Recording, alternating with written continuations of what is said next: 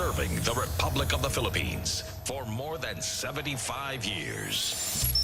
Ito po ang Presidential Broadcast Service. From the Presidential Palace, Manila, Dateline Malacañang.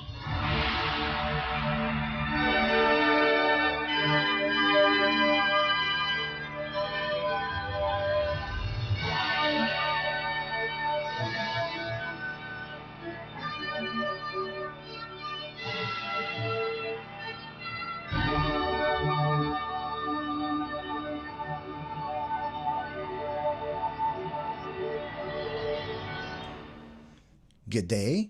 This is Dateline Malacañang. Philippine Police General Benjamin Acorda Jr. on Monday formally bid farewell as the 29th Chief of the Philippine National Police or PNP. This after a 3-year extension that was given to him by President Ferdinand R. Marcos Jr. to head the over 200,000 members of the country's police force. The PNP chief was supposed to step down from his post last December after turning 56 years old, the mandatory age of retirement for PNP personnel. The President led the retirement honors for Acorda at the Transformation Oval of Camp Crame in Quezon City. Under the leadership of Acorda, he was known for being a humble servant wherein he introduced the United Service. The Chief Executive has chosen Police Major General Romel Francisco Marbil to replace General Acorda as the next PNP chief. Let's listen to the speech of Philippine President Ferdinand R. Marcos Jr. Today, what we witness is not just a change of command, but a pledge to stay the course and to step up work. In the PNP, leadership changes and new assignments are given, but the mission remains to serve and to protect our people. One goal also remains constant for the PNP, that the PNP does not sit content on its laurels won, but works hard to win more souls. The PNP tradition that as soon as the bar is surpassed, it is then raised. The drive to do better, to push harder, is what has fueled the PNP's aspiration to set new standards. This ceremony is not meant as a farewell to General Acorda, but a chance to acknowledge and congratulate him for his efforts, his patriotism, his unwavering dedication to ensuring the safety and security of our people.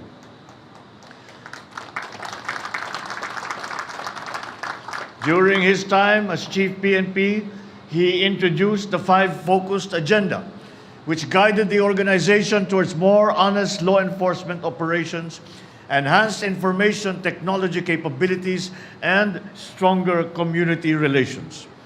The PNP's efforts in combating various forms of crime have yielded tangible results, which exhibit the diligence of our officers and personnel, as well as the effectiveness of our programs. In a survey conducted by Okta Research last year, the PNP was recognized as the 3rd highest performing and most trusted among 25 government agencies in the 2nd quarter of 2023, receiving a 76% trust rating. This indicates the public's increasing trust and confidence in the police force. With all these, I believe the best send-off gift that we can give General Acorda is neither the usual memorabilia nor the typical testimonials. The best parting token that we can offer him is the pledge to exceed what he has done during his watch and to continue the good work that he has begun. I am sure nothing will make General Benji Acorda happier than seeing the organization he loves so much able to undo all the previous achievements of the PNP. So for all these and more, I congratulate and salute General Acorda for a job well done. Now, we pass the privilege of leading the PNP to be a more efficient, transparent, and trustworthy in these challenging and promising times. With our heartfelt congratulations, we welcome Police General Romel Francisco Marbil, who will assume the responsibilities of the 30th Chief of the Philippine National Police. Police General Marbil, you have my full confidence and my full support as you begin to champion a police that is pro-God, pro-country, pro-people, pro-environment. Let us work closely with you in addressing emerging threats such as cybercrime, terrorism, and transnational crimes. We shall continue to uphold the highest standards of professionalism and give the finest service to our beloved citizens. Let us now ensure that the PNP will be agents of progressive transformation in the lives of our people by ensuring the safety and well-being of every community in the land. And so before I close, I wish to extend my gratitude to the more than 230,000 men and women of the PNP who have been instrumental to the success of your organization and our development as a nation. I wish to extend my sincere appreciation to your families for their sacrifices and those sacrifices that they continue to make as they understand the demands attached to the uniform that you wear. With Police General Marbil as our 30th PNP Chief, I enjoin everyone to face the coming days with even greater fervor, determination, and optimism to achieve our goals and aspirations for the nation. Let us remain vigilant in the face of challenges and opportunities as we strive to build a bagong Pilipinas where everyone can thrive and live in peace. Philippine President Ferdinand R. Marcos Jr. Dateline Malacañang. Philippine President Ferdinand R. Marcos Jr. on Sunday said that he is one with the Christian community in celebrating the resurrection of Jesus Christ. In his Easter Sunday message, the President hopes the celebration will serve as an inspiration that will enable everyone to overcome their personal and spiritual challenges.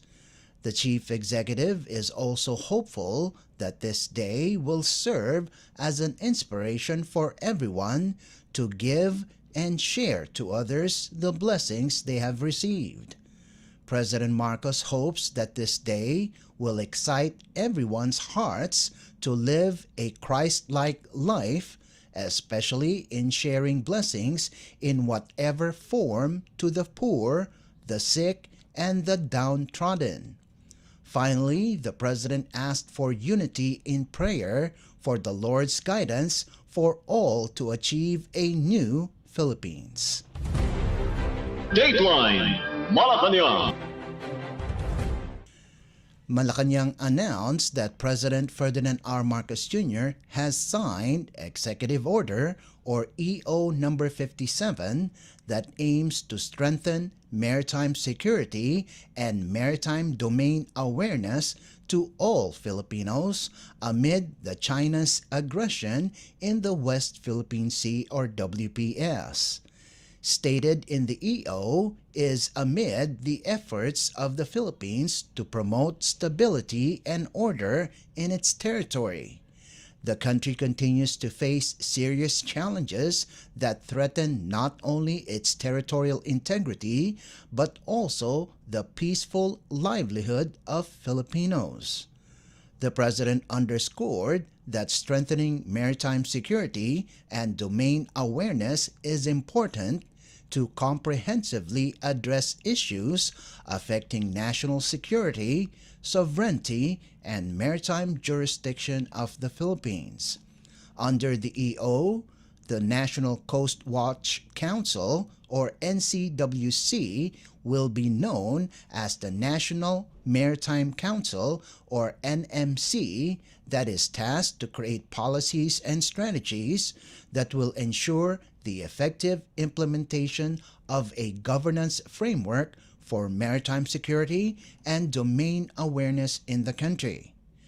The Presidential Communications Office, or PCO, said the NCWC Secretariat, which was renamed as the Presidential Office of Maritime Concerns, or POMC, is tasked to provide consultative, research, administrative, and technical services to the NMC and ensure the efficient and effective implementation of the policies of the Council, among other functions. President Marcos also tasked the NMC, which is headed by Executive Secretary Lucas Bersamin, to formulate and release guidelines for the effective implementation of EO 57 in 60 days from effectivity of the order.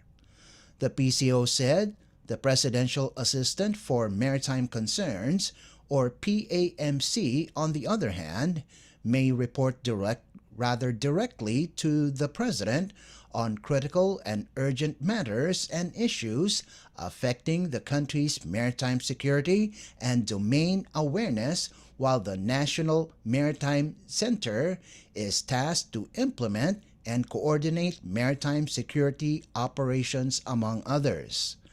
Among those that will serve as members of the NMC are the Department of National Defense, or DND, National Security Advisor, or National Security Council, the Department of Agriculture, or DA, Department of Energy, or DOE, Department of Environment and Natural Resources, or DENR, and the Department of Foreign Affairs, or DFA. The National Task Force for the West Philippine Sea, or NTF-WPS, will also serve as an attached agency of the NMC. The Chief Executive signed the EO on March 25th. It will take effect immediately upon its publication in the Official Gazette, or a newspaper of general circulation, where a complete list of the NFC's power and functions and the support agencies are stated, along with the functions of the POMC and the National Maritime Center. Dateline Malacañang. As part of promoting health to all Filipinos, Philippine President Ferdinand R. Marcos Jr. has declared July 17th as National Cardiopulmonary Resuscitation Day. Proclamation number 511, which was signed by the President on March 27th, emphasizes the importance of cardiopulmonary resuscitation, or CPR, as a life-saving technique that will help a number of cases of emergencies. The Chief Executive said there is a need to continue the efforts of promoting knowledge on health to every Filipino. This is through the dissemination of information, knowledge, practice, and experience to address health emergencies, including those involving CPR, which every household should know in case of emergencies. In relation to this, the Department of Health, or DOH, will serve as the lead agency for the planning, preparation, coordination, organization, implementation, monitoring, and evaluation of initiatives and programs of the yearly National Cardiopulmonary Resuscitation Day. All agencies of the government are advised to actively participate in the celebration of National Cardiopulmonary Resuscitation Day, as well as non-government organizations and the private sector. Dateline Malacañang. Philippine President Ferdinand R. Marcos Jr.'s investment missions are slowly coming to fruition following his trips abroad. This was pointed out by Senior Deputy Speaker Aurelio Gonzalez Jr. following the latest assessment of the HSBC Global Research that the investment environment in the country is improving.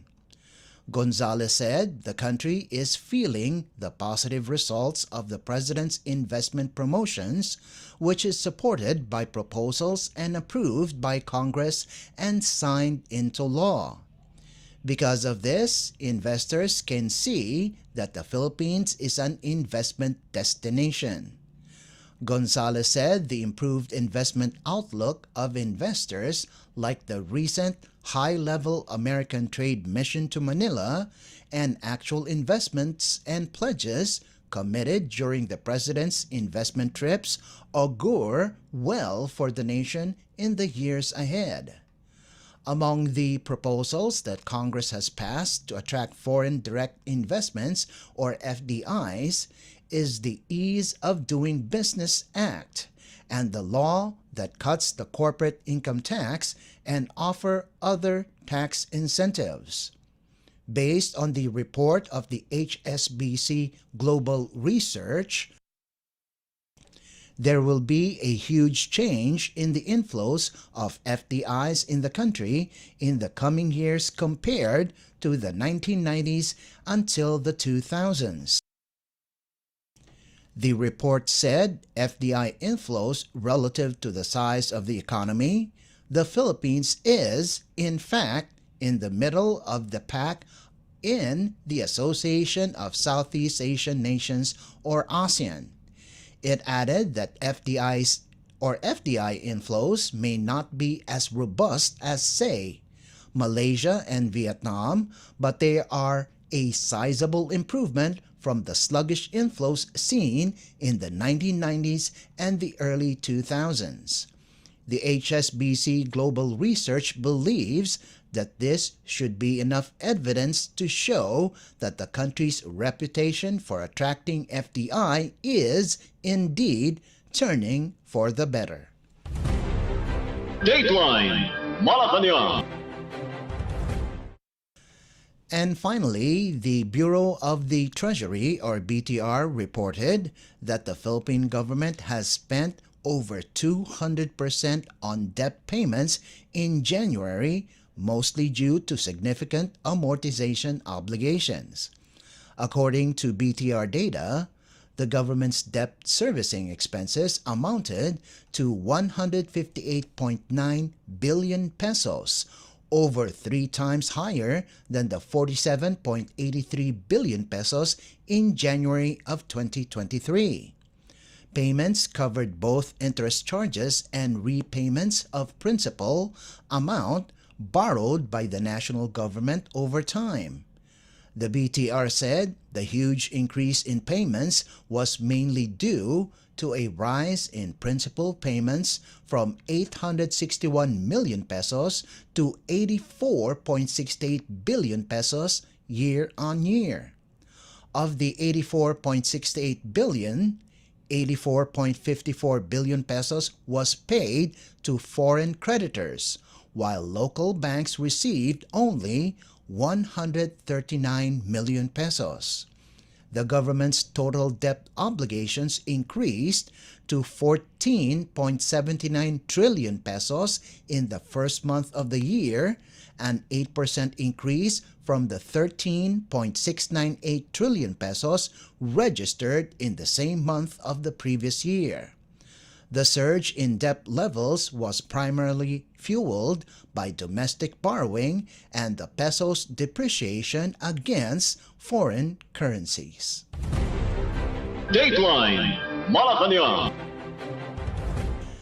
Before we conclude our program, we would like to invite everyone to come and visit our Facebook page and YouTube channel at Radyo Pilipinas World Service.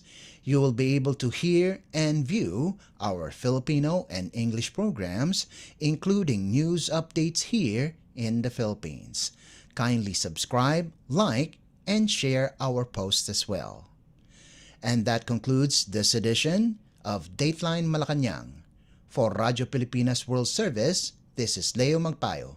Good day and stay safe. From the Presidential Palace, Manila, Dateline Malacañang.